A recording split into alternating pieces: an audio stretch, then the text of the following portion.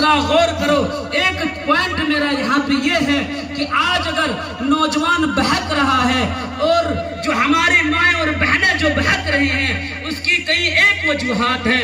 ان میں وجوہات یہ ہے کہ مریم کو قرآن میں عیسیٰ بن مریم کو قرآن میں جو لفظ سے اسے خطاب کیا گیا تھا، جب انہوں نے اس پر الزامات جو عائد ہوئے تھے عیسیٰ علیہ السلام کہ ان کے بطن میں جب تھے، تو پھر اس وقت ان پر تمام کے تمام لوگوں نے غلط یعنی کہ اس پر زنا کا الزام لگایا تھا. تو اس وقت گاؤں کے لوگ، اس محلے کے لوگ دو چیزوں کا ذکر کیا تھا: اے مریم، تیرے والدین تو ایسے نہیں ہے، تیرے ماں باپ تو ایسے نہیں ہے، تیرے بھائی تو ایسے نہیں ہے، ہارون کے بھائی کا نام تھا، پھر تم ایسے کیسے نکل گئے؟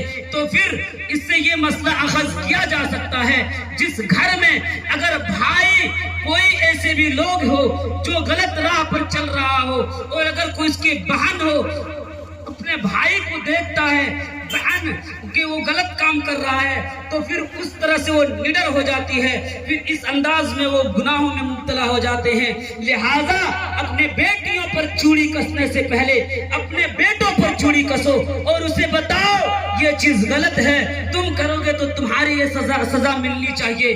لہٰذا اگر کوئی شخص کوئی بھی ہو جو گھر میں اگر جس کے بھائی اگر غلط کام میں مبتلا ہو، تو یقیناً ان کے گھر میں جتنے سارے لوگ ہوں گے وہ نڈر ہو جائیں گے دھیرے دھیرے اسے دیکھ کر.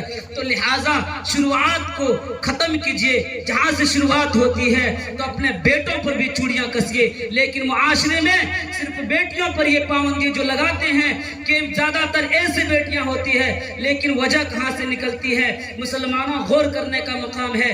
گاؤں علاقے کے لوگوں نے مریم کو کہا تھا کہ بتاؤ مریم، تمہارے بھائی ایسا نہیں ہے. مطلب پتا چلا کہ ان کے بھائی ایسا نہیں تھا تو مریم علیہ السلام بھی ایسا نہیں تھی. ذرا غور کرو مسلمانوں، یعنی کہ اگر بھائی جس روش پر چلیں گے ان کی بہنیں بھی اسی روش پر چلے گی. تو لہٰذا میری تمام والدین سے گزارش ہے، پہلے اپنے بیٹوں پر چوڑیاں کسے، اپنے بیٹوں کو ڈانٹ ڈپٹ کر رکھے. انشاءاللہ آپ کا خاندان بہترین ہوگا. جو لوگ بے راہ روی کا شکار ہے، انشاءاللہ تعالی وہ چیز بھی دور ہوگا.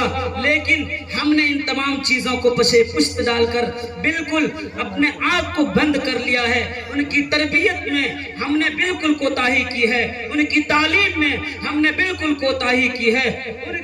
جن کا جو سلیقہ چال چلن ہے ہم نے کبھی اسے ٹوکا روکا نہیں. لہٰذا یہ سارے کے سارے اولاد کی جو گناہ ہوں گے، کل قیامت کے روز والدین بھی اس کے حصے دار ہوں گے.